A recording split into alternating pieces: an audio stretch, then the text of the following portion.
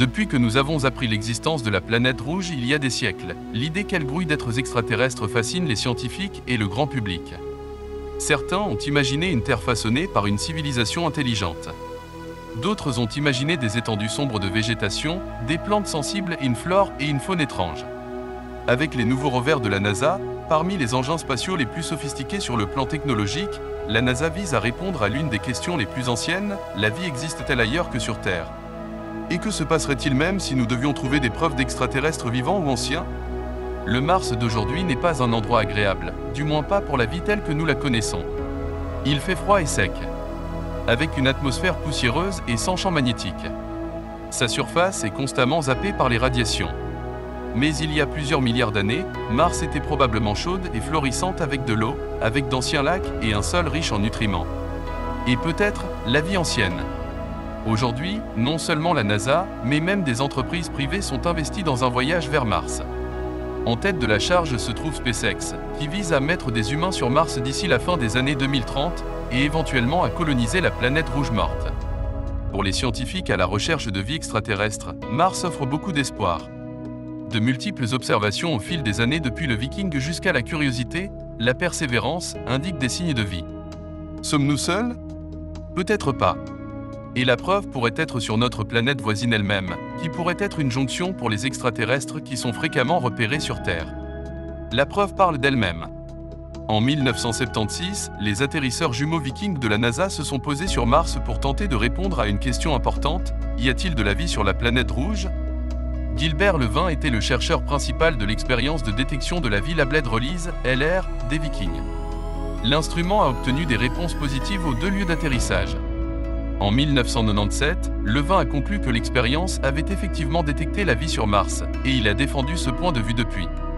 Maintenant, plus de 4 décennies après les atterrissages des Vikings, et avec beaucoup plus d'informations sur Mars en main, Levin pense que la NASA n'a pas correctement suivi les résultats des atterrisseurs Vikings. Je suis certain que la NASA sait qu'il y a de la vie sur Mars, a-t-il récemment déclaré lors d'un spectacle. Le géomicrobiologiste Barry Di Gregorio, un chercheur, affirme que l'agence spatiale dissimule des extraterrestres sur Mars. Des extraterrestres qu'il a trouvés lors de ses missions précédentes. Il pense que la découverte a peut-être été ignorée en raison des plans de l'agence pour une mission habitée sur Mars. Pendant ce temps, la NASA a décrit les formes des images comme des cristaux de roche qui sont en cours d'analyse. Di Gregorio, qui se spécialise dans l'étude de la vie microscopique dans le sol terrestre, affirme que les motifs des images du rover Curiosity sont similaires aux traces de fossiles ordoviciens qu'il a photographiés sur Terre et sont la preuve de forme de vie au corps mou. Mais qu'en est-il des extraterrestres sur Mars? Au fil des ans, la NASA a enregistré de grandes quantités de séquences de Mars, des photographies aux vidéos en passant par les flux en direct des rovers. Eh bien, un chercheur sud-africain en a examiné certaines et a découvert quelque chose de très particulier dans des images de 2006, ce qui ressemble à un ovni qui s'est écrasé sur la planète rouge. Jean Ward parcourait des images prises par le Mars Reconnaissance Orbité lorsqu'il a découvert l'étrange vue au fond du Kandor Chasma, un grand canyon du système Val-Marinerie de Mars, qui serait l'équivalent planétaire du Grand Canyon. En fait, il est considéré comme le plus grand canyon connu du système solaire, et là, Jean s'est concentré sur ce qu'il a appelé une tranchée étrange. Au bout de la tranchée, il y a un disque parfait qui est principalement recouvert de sable et de débris, et derrière, nous avons des dunes aléatoires. Ward poursuit en notant: on dirait qu'un engin ou un objet en forme de disque est entré à un angle très faible et s'est écrasé sur la surface de Mars, laissant cette étrange derrière lui. Il zoome ensuite davantage sur l'objet en forme de disque, dont il suppose qu'il a un diamètre de 40 à 50 pieds, soulignant que c'est à peu près la même largeur que la tranchée derrière lui. Il ajoute: cela ressemble à un disque partiellement surélevé d'un côté alors qu'il s'enfonçait dans la surface. Alors que certains commentateurs ont décrit la découverte comme une dune de sable ou un déchet spatial, d'autres ont estimé que c'était quelque chose de beaucoup plus important, l'appelant une super trouvaille et écrivant des choses comme: il n'y a vraiment rien d'autre que cela puisse être, à part un crash-objet en forme de soucoupe. Je sais qu'ils ont peur de la contamination, mais j'aimerais quand même que la NASA enquête. Une autre image récente du rover Curiosity de la NASA d'une structure rocheuse inhabituelle sur Mars a suscité des conjectures sur les passages extraterrestres sur Mars. Les roches sur Mars sont connues pour leurs apparences inhabituelles. Depuis que cette image a été diffusée au grand public, il y a eu beaucoup de spéculations demandant ce qui aurait pu faire apparaître un passage en forme de porte sur le flanc d'une colline de Mars. La caméra montée sur mât de Curiosity a pris la photo dans une série de photographies brutes. Un fanatique d'OVNI a déchiffré l'image, qui ressemble à l'entrée d'un tunnel souterrain secret, en offrant un regard plus large sur le paysage environnant. Cela a amené les gens à poser des questions comme « Est-ce la preuve que nous avons cherché toute notre vie? Pourrons-nous enfin voir des extraterrestres ?» Mais la porte s'est avérée n'être pas du tout une porte.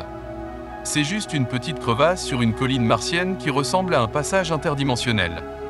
Comme la surface de Mars ne ressemble en rien à la Terre, ces images peuvent être très délicates. Une roche étrangement érodée peut ressembler à un poisson. Une falaise à contre-jour peut ressembler au profil d'un visage. Les images recadrées et les vues agrandies peuvent agrandir de petits détails. Si les ombres tombaient sous un angle différent, cela rendrait la porte très inintéressante. Les scientifiques de la NASA ont insisté sur la taille réelle de la crevasse. Il ne mesure qu'environ 30 sur 45 cm de large. Bien que nous ne puissions pas être sûrs que les Martiens aient utilisé de petites portes, la NASA était convaincue que la porte, dans ce cas, était simplement une petite crevasse rocheuse. Cela ne vise pas à enlever l'excitation de découvrir des roches aux formes étranges et des caractéristiques du paysage sur Mars. Le fait que nous ayons des robots à roues errant dans le cratère Gale, transmettant des photographies d'une autre planète, est sans doute l'aspect le plus magique.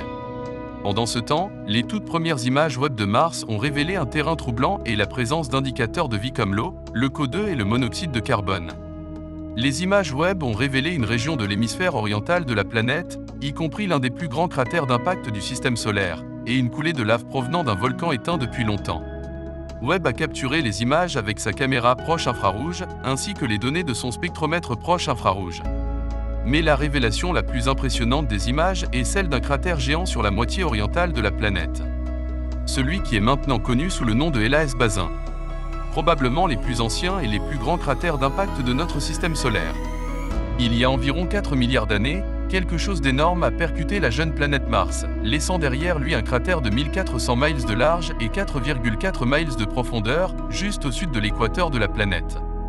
Le cratère, maintenant connu sous le nom de Hellas Basin, apparaît en orange foncé dans la première image de Webb de la moitié orientale de Mars, une tache plus froide contre la luminosité du reste du côté éclairé par le jour de la planète, qui brille en jaune vif avec une chaleur rayonnante. Des longueurs d'onde plus courtes de la lumière infrarouge de Webb ont révélé des détails plus infimes.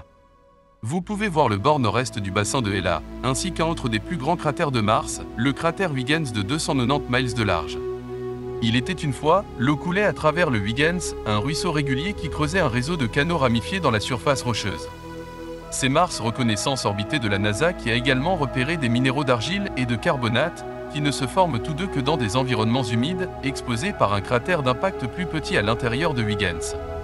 L'instrument NIRSPEC de James Webb a également mesuré le spectre de la lumière infrarouge provenant de la planète. Pour le dire simplement, NIRSPEC a trié la lumière de Mars en longueur d'onde individuelle, celle qui correspond à des produits chimiques spécifiques à la surface et dans l'atmosphère de Mars. Les creux de ce graphique montrent les longueurs d'onde où les molécules de l'atmosphère de Mars absorbent la lumière. Ces longueurs d'onde révèlent la présence d'eau, de dioxyde de carbone et de monoxyde de carbone. Il est tentant de considérer Mars comme une cible facile pour Webb, par rapport aux galaxies éloignées à des années-lumière, mais ce n'est en fait pas le cas. Pour Webb, Mars est si proche et si brillante qu'il est assez difficile de la regarder.